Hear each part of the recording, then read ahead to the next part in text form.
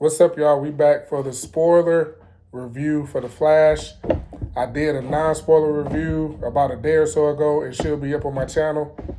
You can go check it out. It's about 4 minutes. It gave you like a brief overview of the movie. I didn't go into too many details or nothing like that. Just some couple nitpicks that I had. But today, we got time. Let's get into it. First and foremost, happy Father's Day to all the fathers out there. I am one. I am having a beautiful Father's Day. So let's get into the movie. Starting off at the beginning, I want to say this, and I'm going to give a full disclaimer. I'm a big fan of a lot of YouTube critics. I'm not going to name names, but I'm a big fan of y'all. Y'all actually influenced me to do YouTube videos and, be a YouTube critic, so to speak.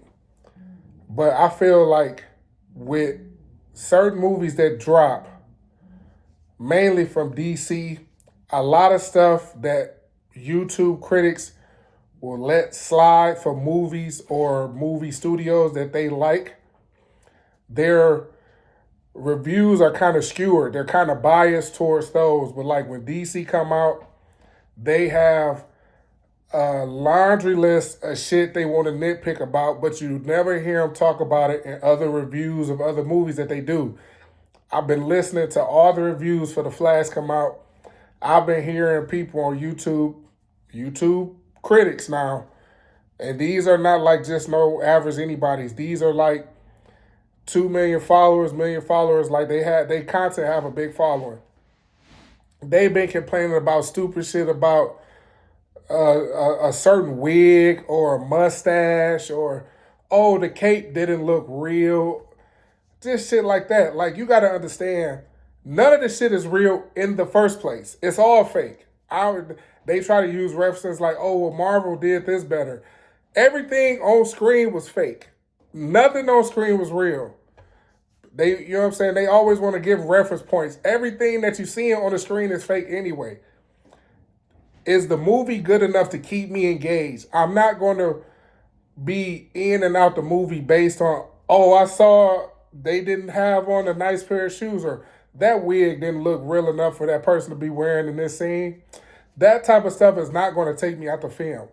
I want to just go and judge the film on its own merits overall. I'm not going to be nitpicking little shit about, oh, his sweater didn't match with the jeans he had on.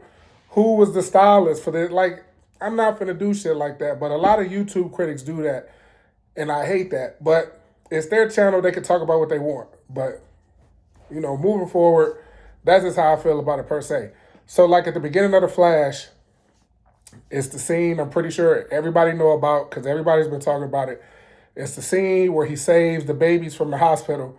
It's a good scene. I feel like it was a little over the top.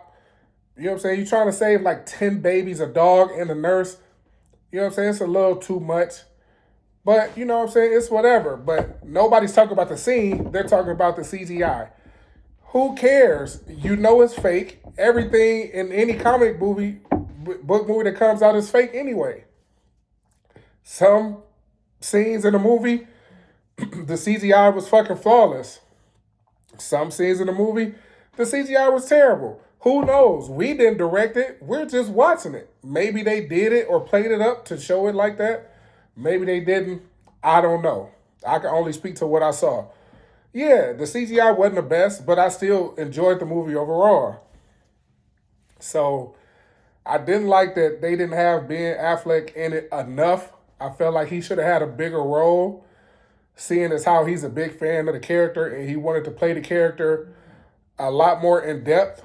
But, that was kind of like his sign off for his role or his time as Batman.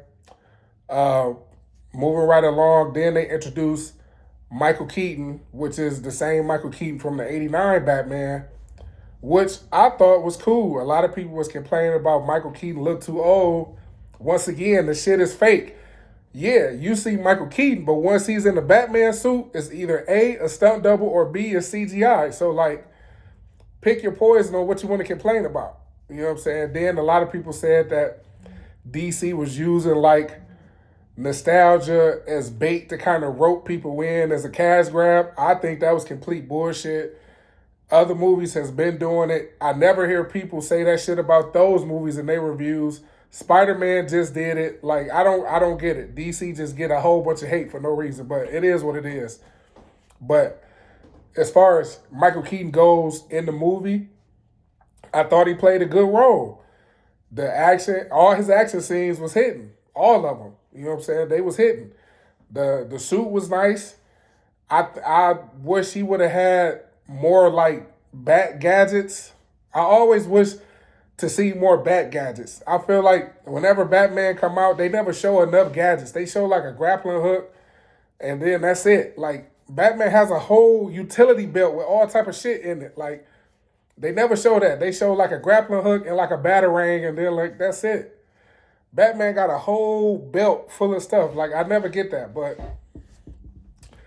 Supergirl, which played by the actress Sasha Kaye. Sorry if I'm mispronouncing the name. She played a good Supergirl. I felt like she was a little weak, but in the context of the movie, she had only been Supergirl for like one day because she was held prisoner in like some jail in Russia. So she didn't really have enough time. For those of you that don't know, Superman actually gets his power from the sun. If he's not in the sun, he doesn't have his power. So Sasha Kaye in this film, she was having the same issue. She was held in prison without being able to get in the sun. So when she got in the sun, she got her powers, and then therefore that's where her arc goes in the movie. So I felt like she was a little weak, but you know, that's just my opinion about it. I'm gonna mention this again. I don't want to harp on it too much. It's the same thing that I said in my review, in my non-spoiler review. I don't know who the hell is showing Ezra Miller how to run. That shit is terrible. I'm not holding back nothing. That shit looked terrible on screen. The motion, his hands, the way his feet look, like it just looked terrible. That's not a regular running motion. People were saying like, well, how am I supposed to look when you're running super fast? He looked like an ice skater. Like that's not how it's supposed to look. You have other reference points. You have animated shows that's showing it, animated movies. They had a whole Flash TV show that's been out for like 10 years. Use those things as a reference point. Don't try to invent a certain, like, I'm going to move like a ballerina, like ice skate float type. The shit just looks stupid. The visuals of how he run looks awesome, look amazing, but just his feet, how his body move when he run, the shit just looks stupid. Nobody runs like that. So, far as with the other stuff with the movie about the deleted scenes and who was supposed to be in it and who not, I mean, that's really what you get. You have a whole different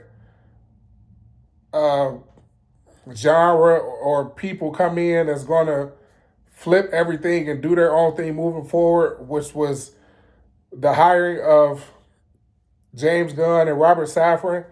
Their whole regime is coming in and they're phasing the old stuff out. So yeah, the movie had got cut up, but they had to do those things to move forward. So after these next two movies, which is Blue Beetle and Aquaman, it's supposed to be the official James Gunn DCU phase of movies coming in. So we can kind of see going from there. But I thought Flash was good overall. Like I said, I'm not going to come on here and nitpick like all the other people on YouTube was doing. They got like a 30-minute video talking all about the CGI. Who cares? I want to hear you talk more in depth about the movie, not just about the CGI. There's no way you making a fucking 30-minute video just about the CGI. Other films have had worse CGI that I didn't hear them say shit about on their channels, but yet when DC come out, they feel like it's a pile on. That shit's stupid and I hate it. So I'm not going to harp on it. The CGI, yeah, it was terrible in some spots, but it didn't take me out the movie. I'm talking about the movie as a whole. The acting was good. You know, I don't really know too much about a lot of the off-camera stuff that Ezra Miller was getting into. I heard a few things here and there. You know, I don't really want to get into it, but I can only judge of what he did in the movie as far as his acting goes. he did a damn good job for you to play two people in the same movie. Keaton did good. Ben Affleck wasn't even in it long enough for me to really even kind of give him a score or a grade on how well his acting was because he wasn't even in it that long. Michael Keaton, he did good for the time he was in it. Everybody did a relatively good job. The story was good. Everything was good. Like it was a good movie. Not all the backlash and shit you hear, and not 95% of people whining about the CGI and shit like that. Marvel has had plenty of terrible movies through and through, and the CGI was bad. But you don't hear that. You know what I'm saying? Marvel get a pass. They move on. DC come out. You got the whole YouTube, internet blowing up about 2 or 3 things. The movie is terrible and shit like that. I'm not finna do that. So, to me, the movie was good. So, that's all I want to say on the matter. You know what I'm saying? If you like this review, hit that like button, share, subscribe.